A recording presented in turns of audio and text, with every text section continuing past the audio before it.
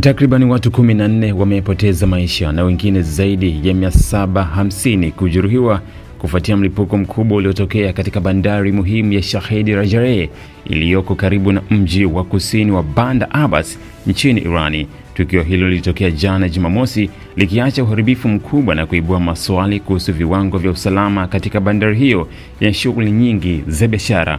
Kwa mujibu wa mamlaka za Irani, mlipuko huu ulisababisha uharibifu mkubwa katika eneo hilo, ukiezua paa za majengo ya karibu, kuvunja madirisha na kuharibu magari yaliyokuwa jirani. Wakazi walioko umbali wa zaidi ya hadi kilomita 50, takribani maili 31 kutokea eneo la tukio, waliripoti kuhisi mtikisiko mkubwa kutokana na mlipuko huo.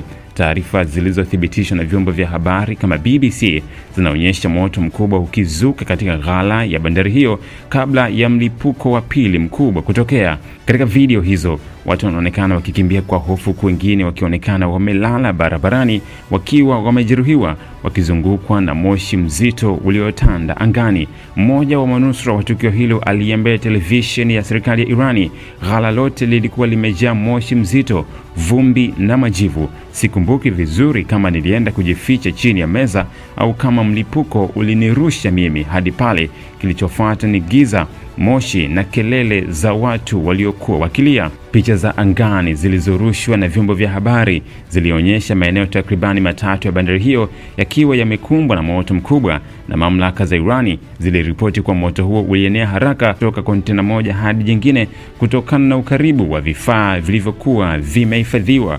Waziri wa mambo ya ndani wa Irani, Ahmad Vahid, alithibitisha kuwa juhudi za kuzima moto zilikuwa zikiendelea kwa nguvu, lakini moto uliendelea kusambaa kutokana na uwepo wa kemikali hatarishi katika baadhi ya makontena. Aliongeza kuwa hatua za haraka za kuzuia maafa zaidi zilichukuliwa, ikiwa ni pamoja na kufunga shule na ofisi zote katika maeneo ya karibu kwa siku ya Jumapili ili kuhakikisha usalama wa raia. Maafisa wa forodha wa bandari hiyo baadaye walitoa taarifa iliyotangazwa kupitia televisheni ya nchi hiyo, wakieleza kuwa mlipuko huo ulitokana na moto uliotokea katika ghala maalum ya kuhifadhi vifaa hatari lijulikanalo kama ghala ya hazmat. Moto huo ulianza kidogo, lakini uliharakishwa na uwepo wa kemikali zinazowaka kwa urahisi, hatua iliyofanikisha kuenea kwa moto na hatimaye kusababisha mlipuko mkubwa. Katika taarifa iliyotolewa hivi karibuni na kampuni ya usalama ya baharini ya Amrey, shirika la kitaifa la kudhibiti majanga la Irani, inasemekana kuwa lilikuwa tayari limeshawahi kutoa onyo kwa mamlaka za bandari ya Shahid Rajareh kuhusu uwezekano wa hatari kutokana na viwango duni vya usalama katika uhifadhi wa kemikali hizo. Kwa sasa operesheni za uokoaji na uchunguzi bado zinaendelea katika eneo la tukio. Maafisa wa afya wamesema kuwa idadi ya waliofariki inaweza kuongezeka kutokana na hali mbaya ya baadhi ya majeruhi walioko hospitalini. Wakati huo, serikali ya Irani imeanzisha uchunguzi wa kina kubaini chanzo hasa cha moto huo, na wale watakaopatikana na uzembe huenda wakakabiliwa na hatua kali za kisheria.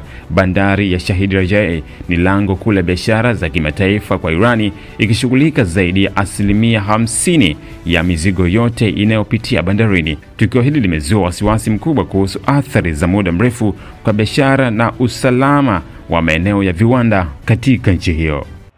Dataflow inakuletea internet ya uhakika, ni salama na huunganisha kwa haraka. Unganisha na watu zaidi ya 30 kwa wakati mmoja. Inakaa na chaji kwa muda mrefu zaidi ya masaa 11. Pata data mtelezo yenye kasi kwa gharama nafuu. Wasiliana nasi. Tembelea tovuti yetu www.dataflow.co.tz.